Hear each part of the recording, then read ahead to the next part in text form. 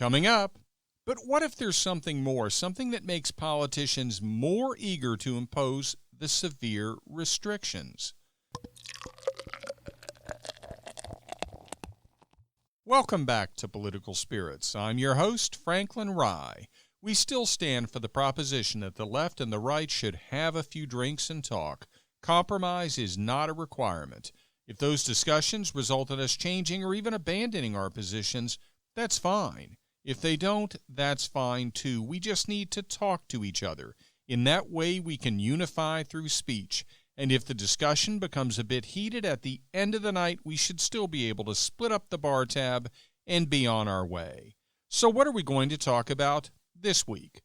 Well, let's start with a discussion of journalism, what we've seen from it up to Election Day and thereafter, and what we should expect of it. And to set the stage for what we should expect of it, let's quickly go through a couple of famous quotes about journalism and its role in a free society. I picked ones that are relatively short. As I go through them, think about what they describe and what gets described as journalism today. Here's one, quote, "Journalism can never be silent. That is its greatest virtue and its greatest fault. It must speak and speak immediately while the echoes of wonder, the claims of triumph, and the signs of horror are still in the air." Close quote. Henry Grunwald said that. He was a journalist and eventually became managing editor of Time magazine. He died 15 years ago. The wisdom of that quote is undeniable. Journalism can't be silent. It must speak. It's politicians who refuse to answer questions, and they should be called out for it when they do. But journalists should not be refusing to ask them. Now think about that famous celebrated quote in the context of media coverage of the Hunter Biden laptop controversy. Look at the refusal to ask Joe Biden about it. When he was finally asked, look at the refusal to push back, to refuse to accept him stating it's nothing more than a smear campaign. What does that mean anyway? What was Biden saying by saying it was a smear campaign? Was he saying it wasn't Hunter Biden's laptop? Was he saying that it wasn't Hunter Biden's signature on the contract for the work on the laptop? Why were none of those questions asked? How about this one? Quote, "News is something someone wants suppressed. Everything else is just advertising." Close quote. That's from Alfred Harmsworth, also known as First Viscount Northcliffe. He was a British publishing magnate who, among other things, owned the Daily Mail and the Daily Mirror. Now think about the way the modern press suppresses anything that doesn't fit the narrative. Once again, look at how they refuse to dig into Biden family corruption. They suppressed the story. But look at how they dug incessantly into purported collusion of the Trump campaign with Russia, even though that story ended up being bogus. Then look at how they minimized the coverage of the finding that there was no collusion. They suppressed it. Look at the stories I've covered in previous podcasts where the narrative was that for racial reasons, juries acquitted cops that killed unarmed blacks. Now look at how I covered in the podcast the way that the New York Times and NBC News buried the fact that the jury in a Pittsburgh shooting case that acquitted the police officers was a racially diverse jury. They buried that fact because it didn't fit the narrative. They suppressed the facts.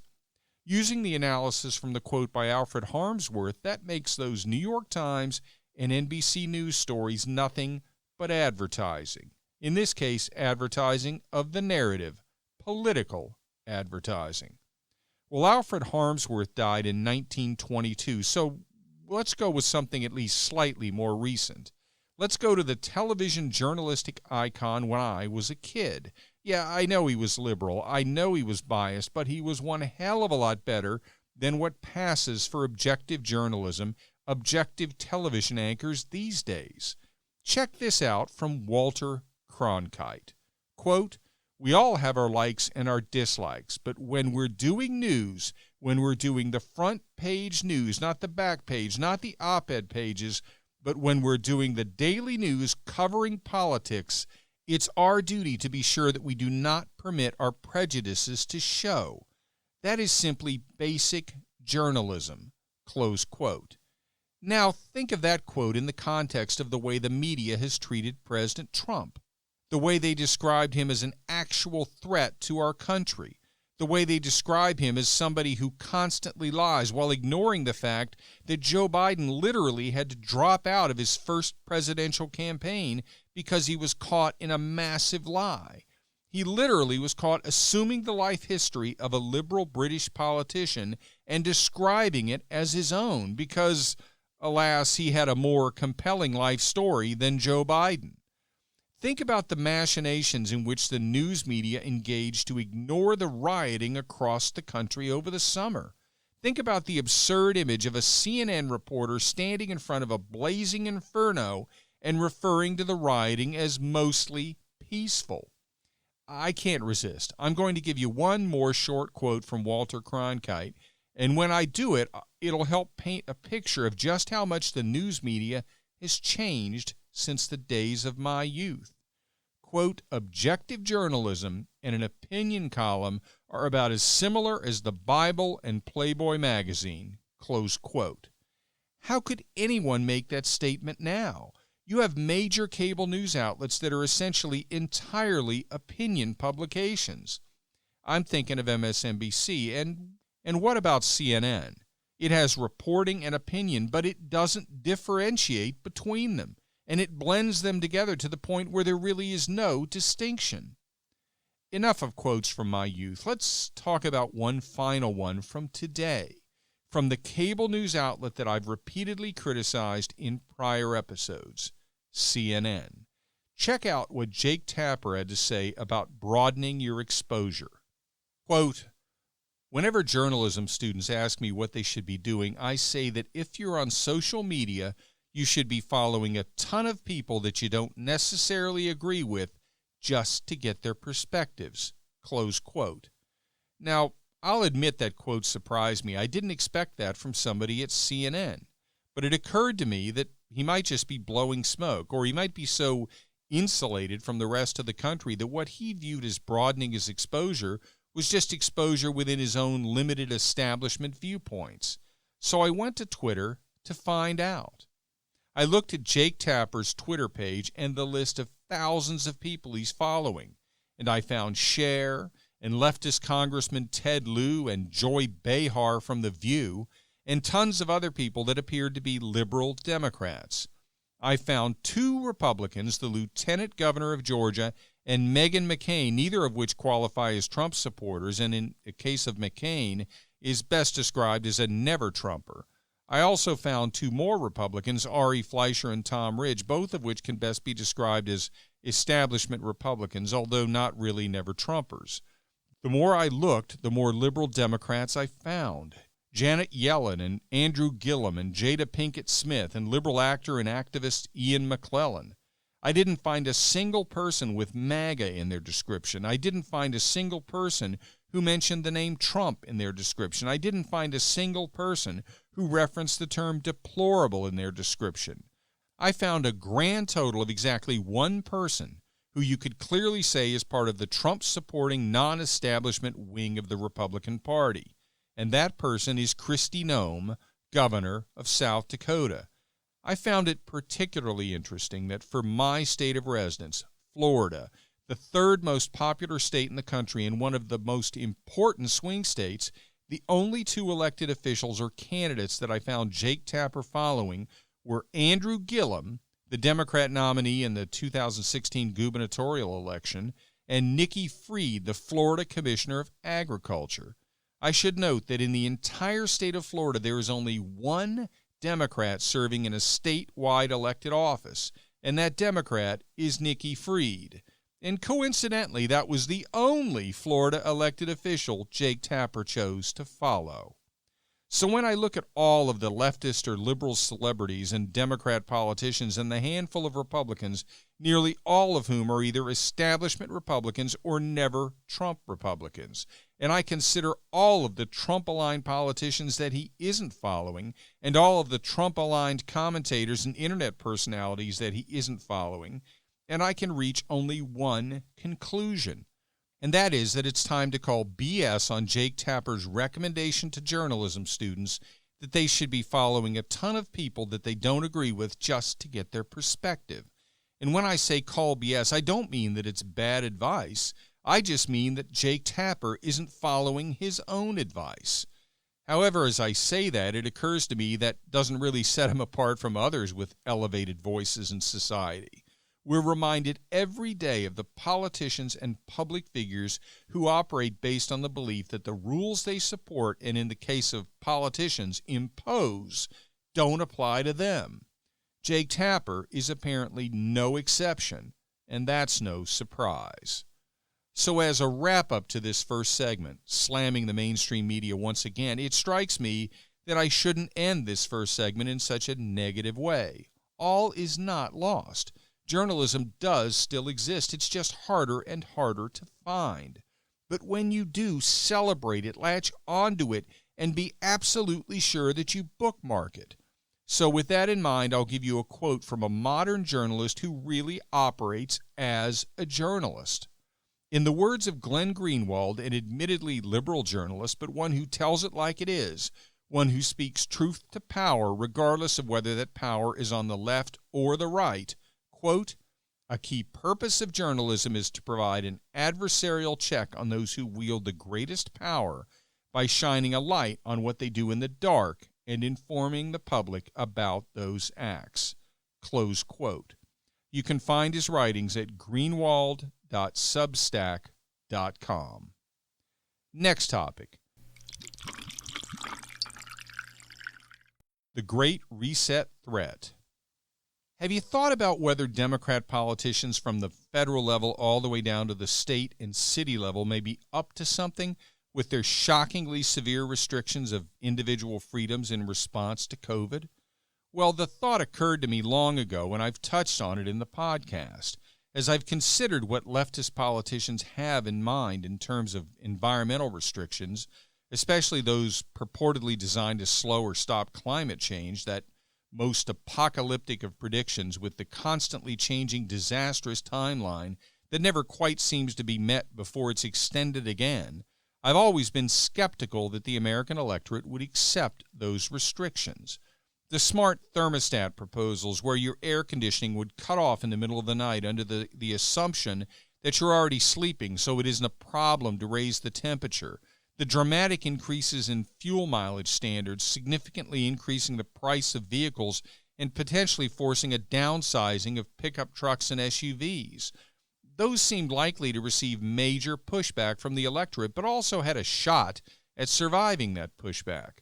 But the proposals went way beyond those.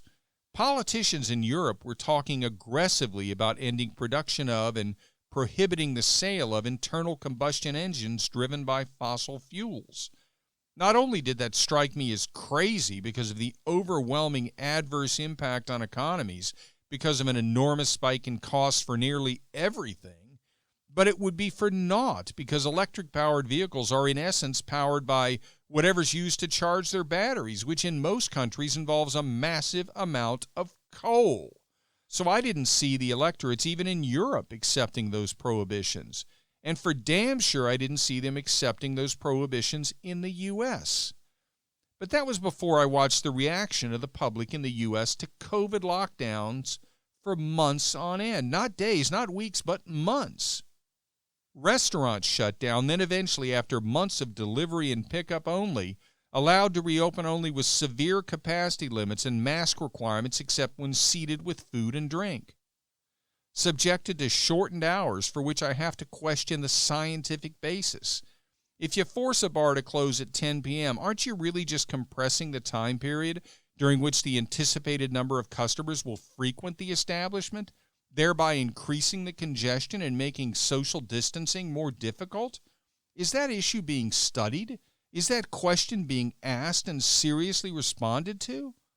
It strikes me that bureaucrats making these rules are operating under the assumption that they have to come up with rules to show they're taking action, that concluding that restrictions are of minimal effect is not a good thing because it calls into question whether their input is needed. I'm reminded of a line from one of my favorite movies, Ford versus Ferrari.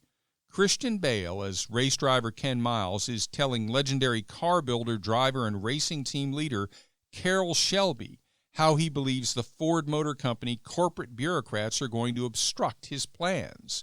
Quote, "They're going to work out new ways to screw you. Why? Because they can't help it. Because they just want to please their boss, who wants to please his boss, who wants to please his boss. And they hate themselves for it, but deep down who they hate even more are guys like you.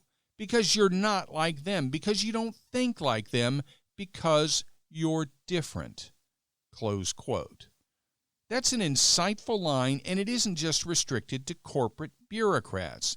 Think about government bureaucrats and the endless set of restrictions and obstructions they're capable of creating when incredibly it seems to bring them joy. I remember the first time I visited the New York State government office complexes in Albany, with building after building connected by multi-level underground facilities, and I thought I'd found some secret junior version of the Pentagon because it was so big. Think about the level of bureaucracy. Think about that level of bureaucracy and the need to show that you've accomplished something, not by coming in under budget. No, that would be the kiss of death in government. That would mean you couldn't justify this year's budget, so you'd necessarily be getting a smaller one next year. No, coming in under budget is a no-no in the government. You succeed by producing product. And for much of the government, the rule, the restriction, the obstruction of the people who actually produce the revenue in this country is the product. Now think about that line from Ford versus Ferrari and who the bureaucrats described in it supposedly hate. The independent racing teams, the hard-charging entrepreneurial Carroll Shelby, the quirky character far from a stereotypical big corporate starch shirt. Now think about the government bureaucrats, most of whom get their paychecks regardless of whether the government office itself is open. Now compare them to the small restaurant owners, the small bar owners, the quirky characters marketing their offbeat watering holes, perhaps some with rock or country bands playing on the weekends. They're the food industry equivalent of the racing team run by Carroll Shelby, and the bureaucrats are lined up to obstruct them. Look at the latest orders from California. They're based on hospital intensive care unit capacity dropping to 15%. Why isn't anybody asking the obvious question? What is ICU capacity normally? Many hospitals in Florida operate at 80% or more of ICU capacity in a typical winter. So without a pandemic, they're already at 20% or less in terms of remaining capacity. Check out the article at sfgate.com entitled, "What You Need to Know About Bay Area ICU Capacity Amid the New Stay-at-Home Order" by Eric Ting, dated December 6, and you'll see that those numbers are typical for California as well. So with the new lockdown in California being triggered by only a relatively small increase from the typical remaining 20% ICU capacity, it certainly looks like government bureaucrats aren't exactly reluctant to impose severe restrictions. For them, it doesn't take much, especially given that those restrictions won't be causing them to lose their jobs. But what if there's something more, something that makes politicians more eager to impose the severe restrictions? What if every severe restriction that gets accepted by the electorate, every prohibition, every regulation, every restriction that gets imposed forces someone out of business? A bar, a restaurant, a movie theater, a gym, small business after small business, so that the public eventually no longer finds it shocking that government regulations would be so severe that they would force people out of business. Those same members of the public, those same voters, might eventually reach the point where losing the ability to control the temperature in their own house at night would no longer be shocking to them. Losing the ability to buy a car or truck with a gas or diesel-powered internal combustion engine, not tethered to the necessity to recharge, not restricted to the mileage available on a charge, might no longer be something they reject outright. You might be saying to yourself, what are you, some kind of conspiracy theorist? And if you're asking yourself that, you might be surprised to learn that the potential explanation that I'm floating, the explanation for the shocking willingness, almost eagerness, with which many Democrat politicians approach the idea of shutting down their own economies, of destroying the businesses of so many of their constituents, the explanation that there may be an ulterior motive at play has already been floated by a prominent member of the international establishment, not as a condemnation, but rather as a proposal, a recommendation, a roadmap, if you will. The proposal came from the World Economic Forum and its founder, Klaus Schwab, together with the UK's Prince Charles. The proposal? That any economic recovery from COVID must focus on creation of sustainable economies, ensuring that we move forward with responsible investments, with the term, quote, responsible capitalism, close quote, being commonly used. What's responsible capitalism? In a nutshell, it's corporate support for left-wing causes. I'm reminded of the saying so often associated with former Chicago Mayor Rahm Emanuel, formerly of the Obama administration, quote, never let a good crisis go to waste, close quote. As I and so many of my fellow Americans have wondered how long it will take the economy to recover from the crackdown and the shutdowns in response to the virus, I've struggled with whether and to what extent corporate behavioral changes such as extensive work-from-home opportunities will be made permanent, and if so, the likely impact on businesses such as commercial real estate. But I never quite appreciated that the issues would go way beyond those, because there's a substantial portion of the political leadership that is looking to achieve something much more drastic, even revolutionary, in trying to emerge from the pandemic. If you think it's going to be tough to put the economy back together after massive numbers of bankruptcies and consumers who've reevaluated their entertainment, commuting, and dining options on a mass scale, think about what happens if the government steps in and starts trying to force overwhelming new environmental restrictions down our throats at the same time. Think about that name, the Great Reset, and the goal of building a sustainable economy post-COVID rather than just building back the economy. If you just focus on building back the economy, you keep it simple and you move fast. If you make it a massive undertaking where government's trying to rebuild the entire approach and concept of our capitalist system, what's the likelihood that they screw it up and we muddle along, never quite returning to the highs we were experiencing just before COVID? Unfortunately, that likelihood would be quite high. And when you think that it's not going to happen, just think about this. It's still more likely than not that Joe Biden will in fact be the next president. As I've said before, it's not over. President Trump still has a not insignificant chance to win, but any reasonable assessment of the likelihood of Joe Biden being inaugurated puts it way beyond 50%. Now think about his campaign slogan, Build Back Better. What does it remind you of? It reminds me of the Great Reset. Think I'm being paranoid? Well, listen to what John Kerry, who's been picked to be Biden's special presidential envoy for climate, had to say. He declared that the Biden administration will support the Great Reset and it, quote, will happen with greater speed and with greater intensity than a lot of people might imagine, close quote. Now, John Kerry is no stranger to bloviating. He's no stranger to being stunningly wrong, but being so with complete confidence.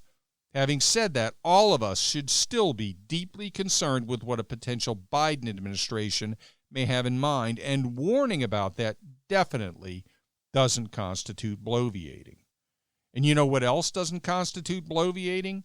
Predicting that I'll be back next week with another episode of Political Spirits. Please be sure to listen and tell your friends to do so as well. And like the podcast on Facebook at Political Spirits, and follow me and the podcast on Twitter at Franklin Rye. And remember, all episodes are now on YouTube as well, and the YouTube channel is named Political Spirits Network. If you're watching on YouTube, be sure to like and subscribe and hit the notification bell, and select all after you hit the bell. This is Franklin Rye. Thank you for listening.